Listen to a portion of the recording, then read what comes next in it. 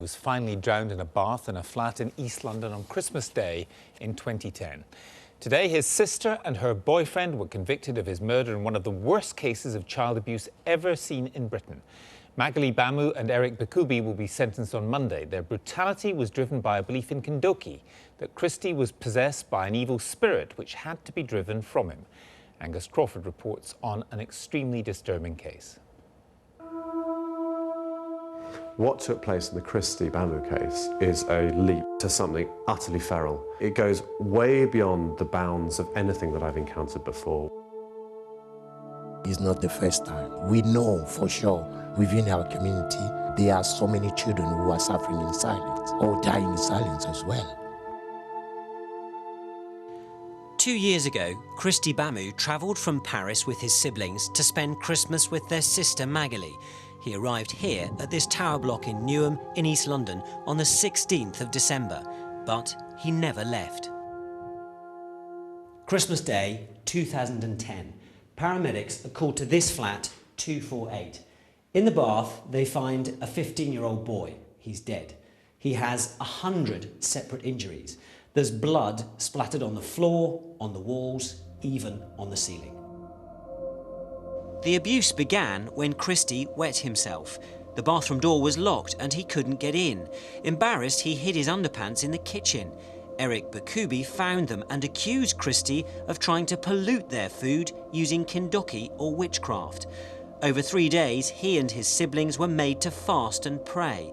But Kristy was singled out. He had floor tiles smashed over his head, was hit in the mouth with a hammer and tortured with a pair of pliers. By Christmas Day, he was begging them to let him die. Finally, he was put into a bath of water. As Kristy drowned, Eric Bakubi talked about the power of God.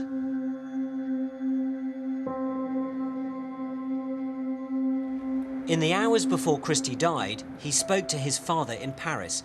He begged to be collected from London because he said Eric was going to kill him.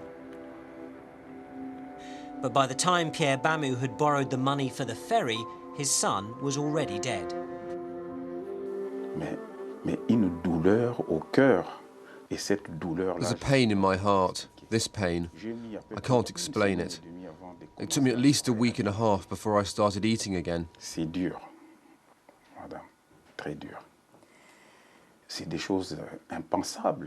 It's tough, really tough. This is unimaginable. The children went to London because I had confidence in Eric, but one of them came back in a coffin.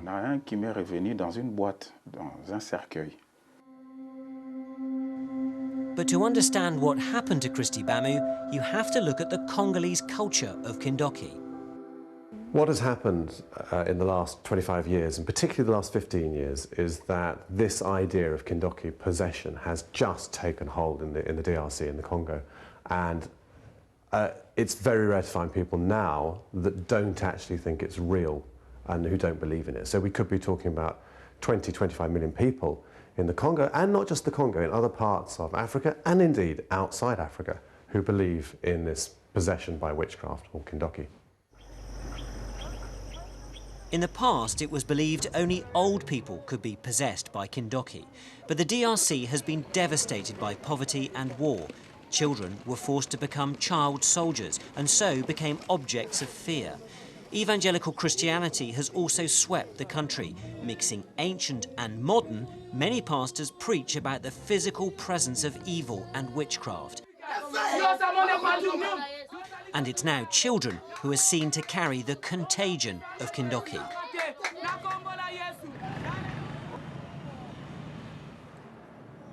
These beliefs also know no borders. They've simply followed migrants as they move to Europe.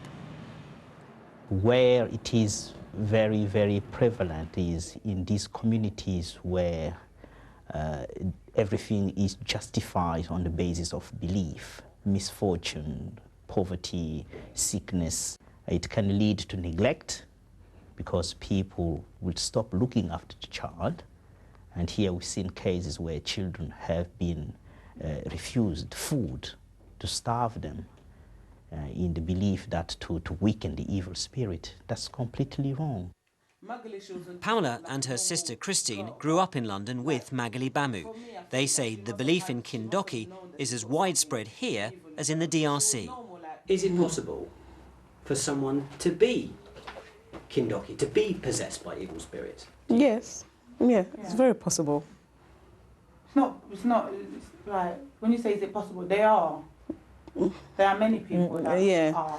Do you watch Harry Potter? That is Kindoki. Yeah. Like, I would personally not let my child watch those kind of programs. Harry Potter, Charm. It's exactly what happens in this. You let yourself be accessed. You watch these movies and you see how an evil spirit could go into someone. Yeah. In the name of Jesus God,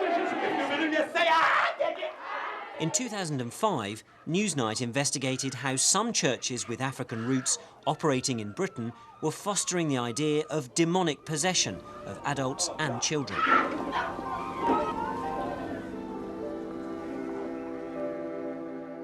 Since the death of Victoria Climbié in the year 2000, who was killed partly because of that belief, the authorities have not been idle.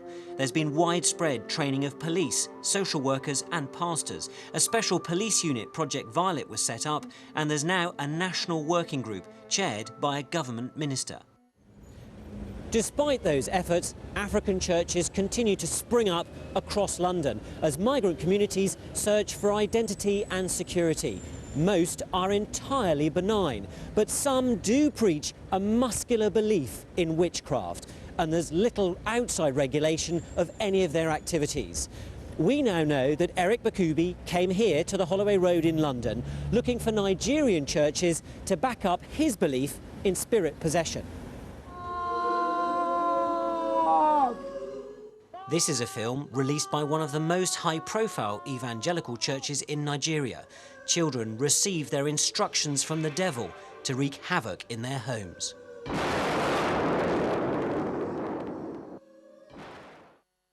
In the UK, cases like the one involving Magali Bamu and Eric Bakubi are very rare, but professionals fear potentially dangerous and abusive beliefs are escaping the relative control of churches and going underground.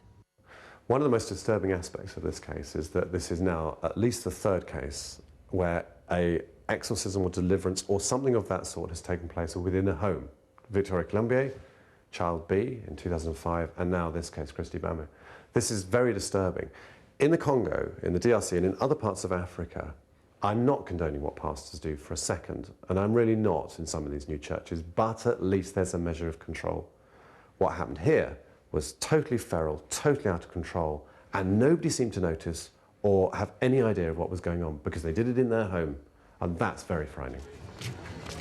Though not regular churchgoers, Christy's killers did have strong beliefs. But from where? 24-hour religious channels on TV and online, or DVDs? Easily found on this market in East London. My guide doesn't want to be identified for fear of being ostracised by his community. Walking down here, how easy would it be for you to buy videos which talked about Kindoki and deliverance? There'll be a shop there. There's a shop there with that guy around the corner. And do people take them seriously, or is it just entertainment? A bit of both, but it's never questioned. So people never question that Kindoki exists? Never questions. And that children can be possessed? Yeah, no one will question that. We took what we bought to a local cafe to watch. So this is the kind of stuff we managed to buy just around the corner? Yeah, just picked it up, yeah. So we've got some which have got really quite lurid covers and others which are really just bootlegs, aren't they? Yeah, bootlegs, yeah. But all of them have got scenes of, what, deliverance? And deliverance, yeah, heavy, of especially this one, yeah. In this drama made in Kinshasa, a pastor miraculously heals a blind boy by driving out the evil spirits. But we don't know what is happening underground. The suspicion is that other children might be suffering the same atrocities, but they haven't been recognized or seen. It's the evil spirit speaking. You see that? That's the spirit of infestation. That's the spirit of disease. There are those in the Congolese community who want to tackle the problem head on. Here, a group of teenagers perform a play about Kindoki. A pastor accuses a child, performs an exorcism, and then demands money. It's been shown to police, social workers, and churchgoers.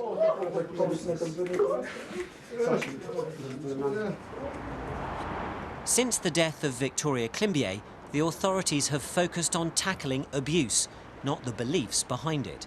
Some, though, feel it's time to recognise there are ideas just too toxic to leave unchallenged. The bloc is white middle-class people who don't want to touch the liberal multicultural agenda. John Sentamu is saying once that the ultimate no-no for a white liberal was to tell a black person that they're wrong. But actually, we have to get through this. It's beyond just skin colour, and we've got to grow up.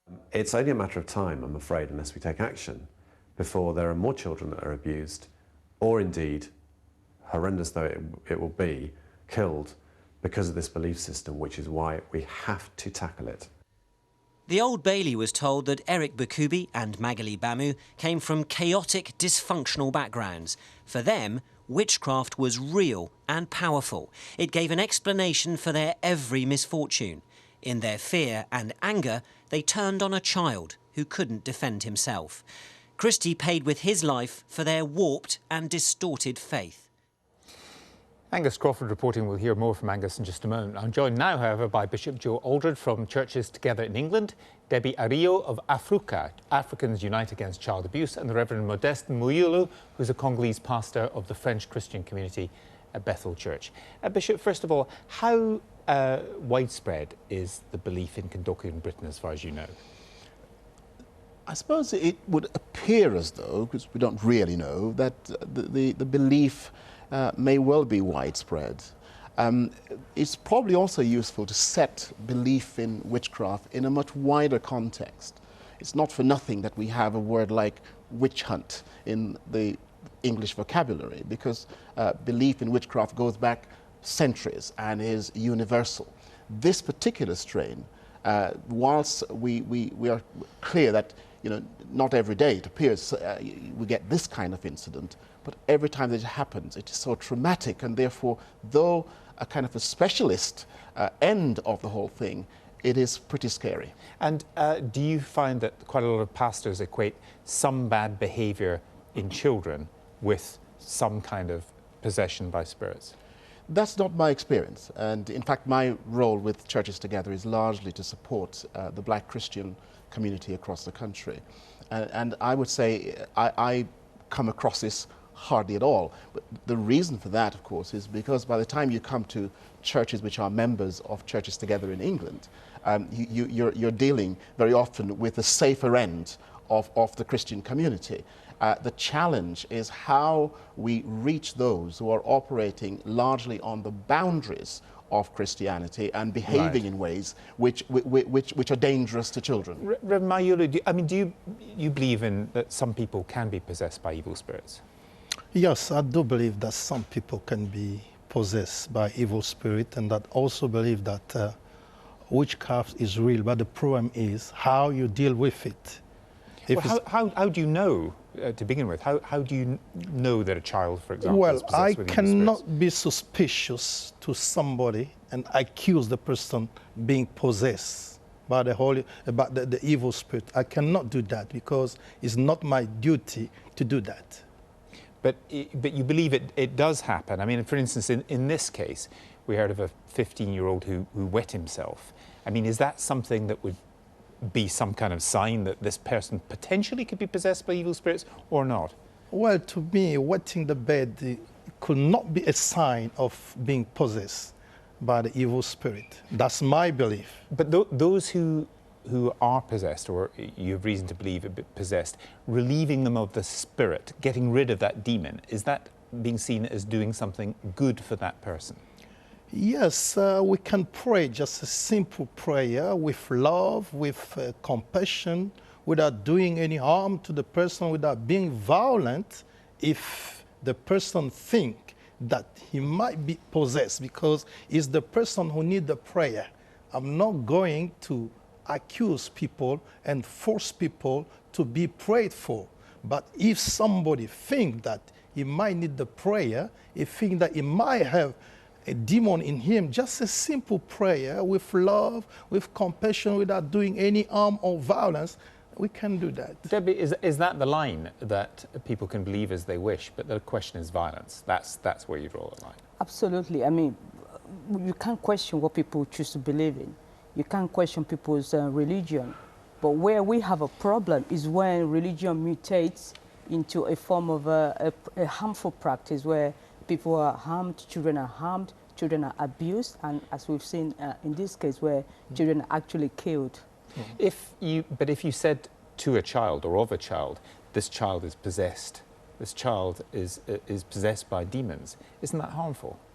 I believe it is harmful because I think that it is difficult, as we've seen now, to actually determine what constitutes spirit possession. How do you know that a child is possessed of evil spirits? How do you know that a child has witchcraft? How do you know? How can you tell? I haven't seen anybody who's been able to tell me exactly how that diagnosis can be made. Let me put it to Reverend Nyulu. I mean, how do you tell? That is surely the question. If somebody is suspected of being possessed by demons, how do you tell? How do you have a clue? Well, as I said earlier, it's not a part that I have to play to accuse somebody. But if the person thinks that he might have an evil spirit that is taught, and just my duty as a minister, just to pray for him. Do you take the point that if you say particularly to your child, you're possessed by an evil spirit, that is child abuse, isn't it? One of the things I've been encouraging pastors to be wary of is a case where somebody comes into a church with a child and asks for prayer for that child because they're possessed.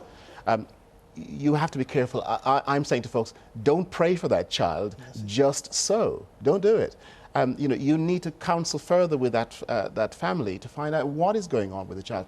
And my view is that there's a part of my Christian faith that seemed to pander just too much to, you know, evil spirit possession, and therefore the need to cast out or exorcise that demon. In my experience, I'm getting on in age now. I've been a Christian all my life. It is not something that is an everyday occurrence. And so those churches that seem to deal heavily in this business of casting out demons, I feel they're being called in the film evangelicals in African, which I think is a bit of an abuse of the term evangelical. For many evangelicals in this country. Absolutely. Just on this question of what you can actually do about it now, I mean, how can you be engaged? We heard of Project Violet there, we heard of a government working group and so on, but if it's happening in individuals' homes, that is, as we heard in that report by Angus, particularly scary, isn't it? It's absolutely scary, and I mean, I completely agree with what the Bishop said.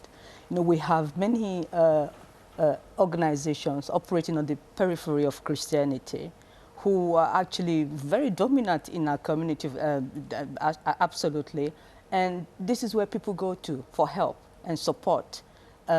These organizations are very, very largely unregulated, and nobody knows they're there. They're operating in people's homes, in garages, in school halls, and so on and so forth. Nobody actually is bothered about doing anything to at least control them somehow. So they're growing, they're spreading, and of course people go there and they can actually, you know, be abused, exploited in different ways. Angus nodded to the fact that money is a motive in some of these cases. Is that your experience too? It is, because if a child goes to church, one of those churches, one of the so-called churches on a Sunday, and the pastor looks at the child and the pastor says, oh, this child has evil spirit. You know, that's branding. For that child to be delivered or to be exorcised, the parents will have to pay some amount of money for that child to be exorcised. Now, that's, in my viewpoint, is exploitation. Do you have any idea how much of this goes on? I mean, how much of the exploitation goes on? How many exorcisms there are? How many issues of deliverance? Well, I don't have an idea about it because I don't control the community or whatever going on in all the local churches, so I focus in the only church that I lead. And how often would it happen in your church? Well, from my experience being a minister for more than 10 years, I never come across such case where the parent brought a child and accused him of witchcraft. That's never happened to me before, being in a ministry. But if it does happen, I will know, as the bishop said, how to handle with the case. I cannot go straight away, exorcise the children, maybe counsel the parent and just help them, as the bishop just said. And just brief thought, Bishop. I mean, do you think, this is obviously a particularly shocking case, but do you think we're going to have other cases like this, inevitably, because so much of it goes on underground? I hope it's not inevitable, but we don't know the extent of it. Some research that was done by the Department of Education between 2000 and 2005 identified, I think, 38 cases of child abuse that were linked to possession, spirit possession, and so forth. So we know that it's not an everyday occurrence, but it does exist. I think the key message I want to send to everybody is, yes, as Debbie said, we're not trying to proscribe what you believe, but whatever it is you believe, you are not permitted to abuse, let alone kill a child. Thank you all very much. Thank you. Well, Eric Bakubi and Magali Bamu shared